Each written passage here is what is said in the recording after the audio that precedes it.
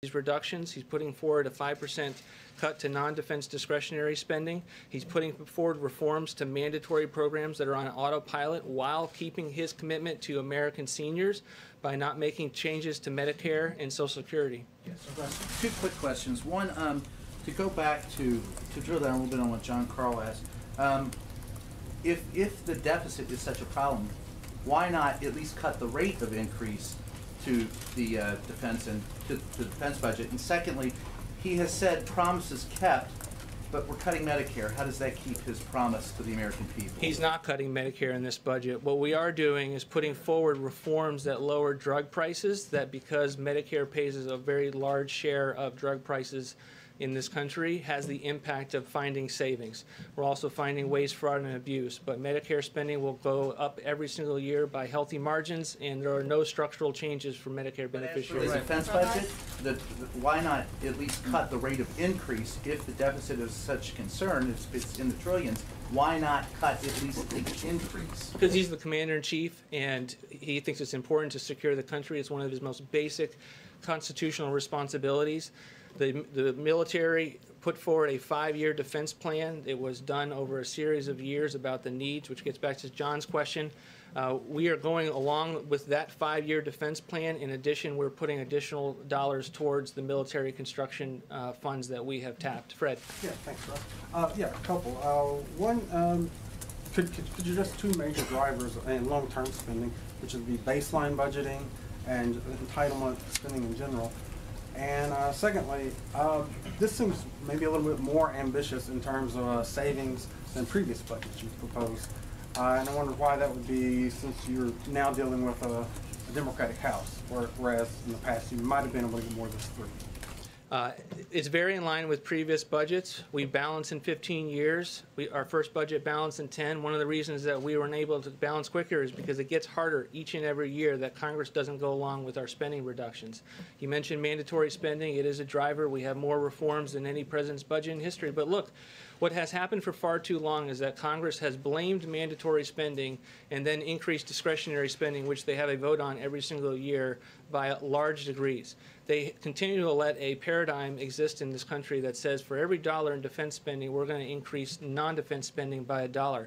We think we need to break that paradigm. We don't think that that paradigm allows us to be able to get our fiscal house in order. Thanks, Russ. Realistically, the administration is not going to get $8.6 billion for wall funding through this budget. Are there other executive actions that you have been looking at in order to pursue, but despite the national emergency being declared and the Treasury asset forfeiture and the drug enforcement dollars, that you could use in order to continue to fill the additional funding that you say is necessary for the wall? Right now, we are focused on spending the money that Congress gave us in the last appropriations bill and the money that we have identified as part of declaring a national emergency and spending that well. And this $8.6 billion is geared towards what we would need in addition to complete that wall. Russ, I mean, I know this administration has talked about the importance of infrastructure, and you propose a $200 billion infrastructure this year. But last year there were cuts to other programs that would have caused a net decrease to infrastructure spending. So would there be a net increase in infrastructure spending under this budget? What most people refer to when they look and make that assertion is they're looking at the fact that the trust fund doesn't have enough revenues coming into it. This budget looks at the baseline and assumes that that's to be the case, but we are totally ready and willing to talk with Congress about how to ensure that there's additional dollars in the federal trust fund and to put forward additional $200 billion in new investment to make sure that it's not just a surface transportation bill, that when we need money for broadband or other infrastructure, that is also something that we can pursue. Yes, thanks. So it sounds like you're saying that the administration needed to take on deficit spending the first couple of years because the economy needed the kick, but we also hear from the administration that this is an economy that is roaring right now. So with that being the premise, how do you square having deficits in 2019, 2020, 21, and 2022, 4 years going forward of $1 trillion+ deficits? How is that fiscal conservatism? I wouldn't say that we needed deficits to get the economy starting. I would say that we put forward spending reductions that were aimed at a balanced budget, and we have each and every year. We do have large deficits. That's why we're here transparently saying that we have a problem as a country. that it takes a long time to get out of that mess. We came into office and faced $10.5 trillion right off the bat. And instead of being with us and considering our proposals and allowing us to make the factual case for why the American people would be better off under these reforms, Congress just hasn't been willing to play ball, even though they have the power of the purse. It seems like, Russ, just to pick up on that real quick, it seems like one of the ways you're trying to go at it is by reducing non-defense discretionary spending. Defense spending over the next 10 years, 7.7 trillion, but non-defense discretionary, 5 trillion. Do you really believe that Congress is going to yank spending down that significantly over the next decade? We believe that every budget is an opportunity to put forward our vision of the next 10 years. We are doing that in this budget, and we are saying to the American people, we can no longer afford the paradigm that Congress keeps giving us, which is that we're never going to make any trade-offs, that we're never going to align what we spend with what we take in, that we're not going to do what every family does across the country in trying to figure out what they can afford before they go out and spend. So yes, we are trying to say that we need to continue to secure the country. We need to continue to secure the border. We're not going to be bashful about that, but at the same time, we're also going to say that we have many, many programs that are wasteful and inefficient that we can no longer afford. Phil. Russ, you called on me next. I'm sorry, Russ. Sure. You came to me, and he said this next question. I want to go to the least of these, welfare reform and SNAP. How much money is proposed for welfare, for this Welfare to Work initiative with job training, and also with SNAP? What are the lessons learned that you're trying to, I guess, reshape this harvest box proposal, because it came under great criticism before, and now you're proposing it again. Could you talk about those two issues? It did receive criticism, but we thought those criticisms were unmerited, and we're not going to walk away from the proposal as it pertains to the harvest box. Look, we think there's nothing wrong with putting forward a reform that says, in addition to your normal food stamp spending, that benefits that you would get at the retail, that you would get a harvest box that allows you to get a more balanced meal and to save money to the taxpayers at the same time. In terms of work requirements, it's something that has long been viewed as a success since the 1990s. We expand on it.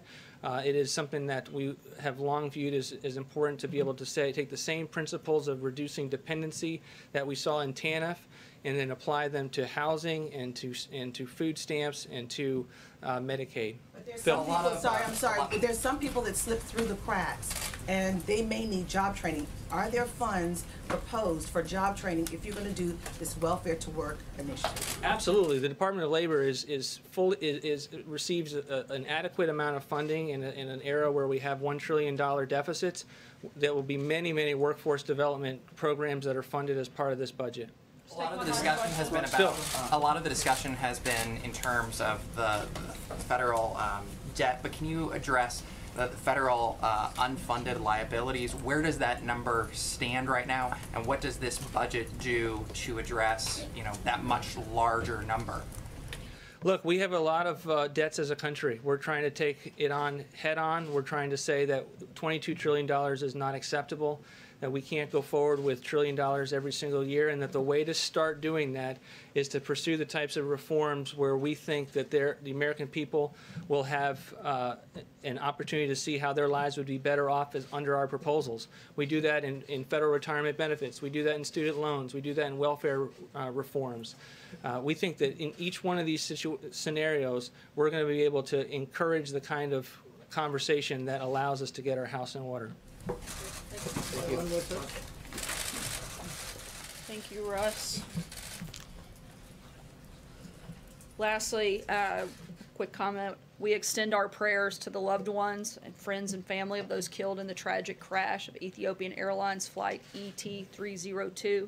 At least 8 U.S. citizens were among the victims. We are working with the government of Ethiopia and Ethiopian Airlines to offer all possible assistance. With that, I will take your question. John. Sarah, the president said that Democrats hate Jewish people, according to a recent report. We've also seen him tweet in the last couple of days that Democrats are the, quote, anti-Jewish party. Does the president really believe Democrats hate Jews? Look, the president's been an unwavering and committed ally to Israel and the Jewish people. And frankly, the remarks that have been made by a number of Democrats and failed to be called out by Democrat leadership is frankly abhorrent, and it's sad, and it's something that should be called by name. It shouldn't be put in a watered down resolution. It should be done the way the Republicans did it when Steve King made terrible comments. We called it out by name, we stripped him of his committee memberships, and we'd like to see Democrats follow suit. But I, first of all, you mentioned Steve King. The president, correct me if I'm wrong, has not condemned Steve King. What he said, praising white supremacy. Has the president publicly come out and said anything to I speak on criticize or behalf of the condemn? president on a number of topics, and I've talked about that a number of times, and I'd refer you back to those comments where I used words like abhorrent and unacceptable. John? We're getting some word that the president plans to nominate Patrick Shanahan later this week to be the Secretary of Defense, elevating him from the acting position. Can you tell us whether or not that is going to happen? I'm not going to make any personnel announcements at this time. I can tell you that the president has a great deal of respect for acting Defense Secretary Shanahan. He likes him, and when the president's ready to make an announcement on that front, he certainly will. There are a lot of actings in the administration these days. Any possibility of removing acting from Mick Mulvaney's title? Certainly a lot of possibility there. Some of the reason that we have actings is because we're waiting on the confirmation process, at least for a couple of those folks, and we hope that that moves forward quickly. Sarah, I wanted to follow up on what the latest with China is. Has the president made an offer for a Mar-a-Lago date? And there's also some reports that the Chinese feel the president's an unreliable negotiating partner after walking out on the North Korea talks. Start with the first one. In terms of whether or not we have a date set, not yet. We're continuing in negotiations with China. When we have an announcement for the two leaders to sit down, we'll certainly let you know. And what would you say to the concerns by the Chinese that the president's an unreliable negotiating partner after the talks with North Korea broke down and he walked away? I would say that's absurd. The president's going to make a deal if it's a good deal. He's going to make a deal if it's in the best interest of America. And if he doesn't feel like it's a good deal, it's not worth just signing a piece of paper. And the president didn't feel like what was on the table was enough. The president's 100% committed to denuclearization of the peninsula, and he's going to make sure that whatever we do furthers that process. We'll see what happens with North Korea the same way we're going to see what happens in the negotiations with China. They're ongoing, and the president's going to make sure whatever deal we get is in our best interest, that it's fair and reciprocal trade, that it protects our intellectual property, and that it actually has safeguards to make sure that the Chinese follow through with whatever commitments that they make. Blake? Sarah, picking up on that, does the president have any plans to speak with President Xi over the phone? I'm not aware of any scheduled calls, but if we have any, we'll certainly keep you posted. Is that the most likely step here, that they speak on the phone beforehand, or is it possible that these two still meet at the end of the month or the beginning? We're going to keep everything on the table. Again, negotiations are ongoing. The president's team, as well as the Chinese delegation, continue conversations, and when they feel like it's time for the two leaders to sit down, we'll make that happen. Francesca? Thanks, Sarah. I have a news of the day question, but I didn't get asked my budget question before, so can I You missed a big moment. I The did. guy with Well, all the maybe I'll still details. have it. All right, so in the budget, the way that I see it, and there's a lot of pages to go through, it keeps referring to Western Hemisphere with regards to foreign aid spending, but nothing specifically about Central America. The president has said that he wants to cut money to Central America. In fact, he could cut it all. Is that in the budget? I don't have any specific update on that front. I don't think there's a different policy. On the news today, the big vote's coming up this week in the Senate on the resolution with regards to the national emergency. What is the president doing to stop a rebellion among Republican senators? We know that a rising number has been reported as many as 10 or 15 could vote against that. What's the president doing about that? He's doing his job. He's doing what Congress should be doing. He took an oath of office, and he has a constitutional duty to protect the people of this country. We have a humanitarian and national security crisis at our border, and the president's doing his job in addressing it. He gave Congress a number of opportunities opportunities to actually address it, and they failed to do so. So the president is taking his constitutional authority that Congress granted him. Let's not forget, the only reason he has the authority to call a national emergency is because Congress gave him the right to do so. They failed to do their job. The president's fulfilling his duty, and he's going to make sure he does what is necessary to protect the people of this country, secure our borders. Calls or meetings that he might be taking with senators who he believes could be voting for that resolution. Certainly, we talk to a number of members every single day, certainly at the presidential and the staff level, and we're going to continue to engage with them in this process. Sarah, what is the administration specifically doing to look into Secretary Acosta's role in the secret plea deal for Jeffrey Epstein? Does the president have any misgivings about the role that this top official played in this deal? That's currently under review. Because of that, I can't get into a lot of specifics, but we're certainly looking at it. Any timeline for that review, sir? I'm not aware of a specific timeline. So I have a question for you, but I also have a follow-up to a colleague because I didn't hear you actually answer the question. So yes or no, does the president truly believe that Democrats hate Jews? I am not going to comment on a potentially leaked document. I can tell you what I can tell you. Does he think Democrats hate Jewish people, as he said on the South? I think that they've had a lot of opportunities over the last few weeks to condemn some abhorrent comments. I'm trying to answer. If you'd stop talking, I'll finish my statement. The president has had and laid out clearly his position on this matter. Democrats have had a number of opportunities to condemn specific comments and have refused to do that. That's a question, frankly, I think you should ask Democrats what their position is, since they're unwilling to call this what it is and call it out by name and take actual action against members who have done things like this, like the Republicans have done when they had the same opportunity. So I want to ask about Paul Manafort, but I just want to be very clear. You're not answering the question. Is there a reason? I believe I answered it twice. You didn't say yes or no. Does he really believe Democrats hate Jews? I'm just trying to get a sense of that. I think that's a question you ought to ask the Democrats. Let me ask you about Paul Manafort. Obviously Paul Manafort goes for the second half of the sentencing this week. Why hasn't the president ruled out a pardon for Paul Manafort? The president has made his position on that clear, and he'll make a decision when he's ready. On pardons, last week the president tweeted that Michael Cohen, quote, directly asked me for a pardon. When did that happen? Was that when was Cohen here at the White House and came into the Oval Office and asked the president for a pardon? Did it happen on the phone?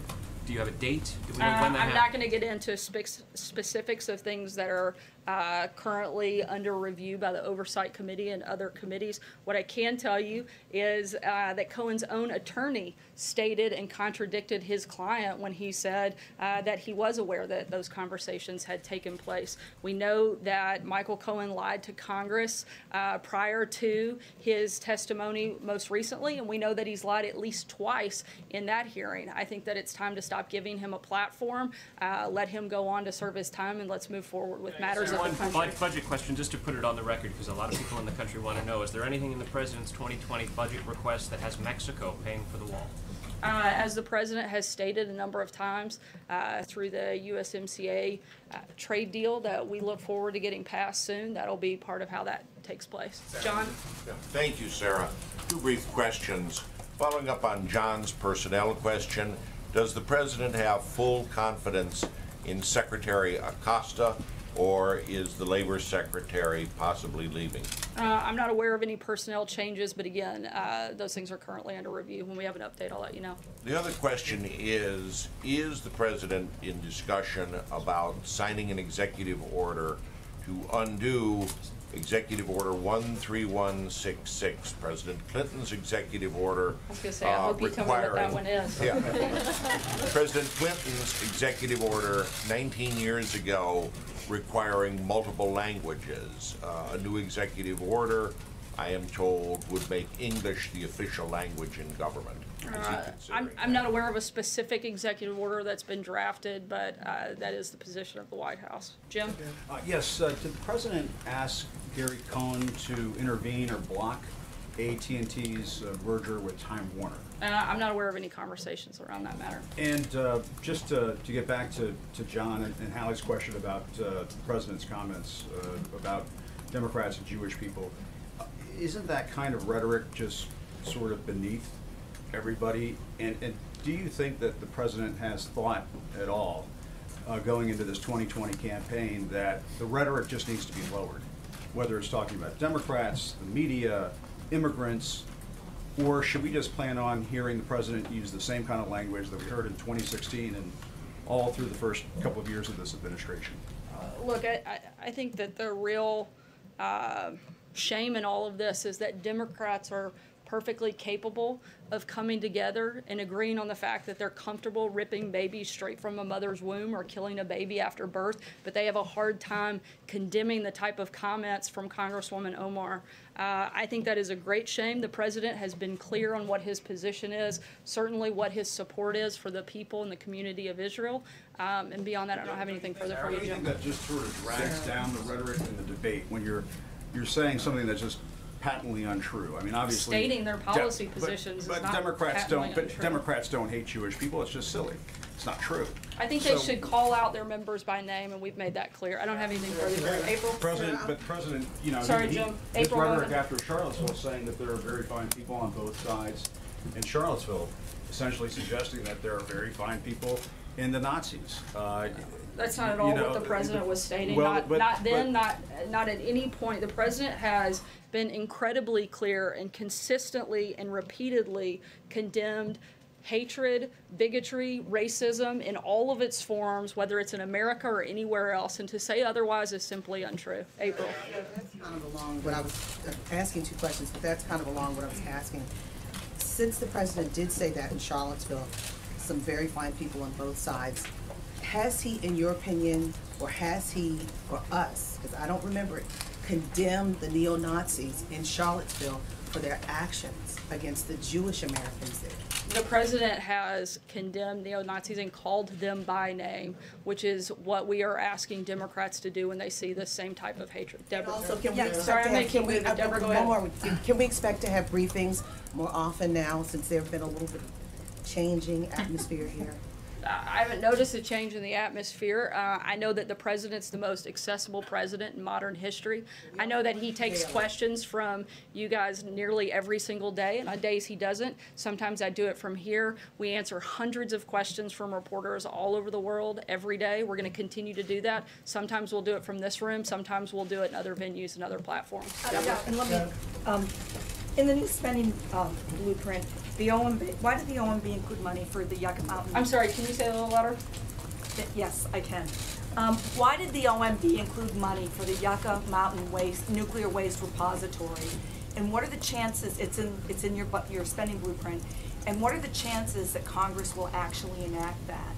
I think that the chances that Congress will do its job based on historical precedent over the last couple of months are probably unlikely, but that doesn't mean we're not hopeful that they will work with us, look for ways that we can reduce spending and protect our military, do things like that, which you see in the president's budget. We'd love for them to work with us on that. Can you tell us a little bit about what the thinking was to put that in?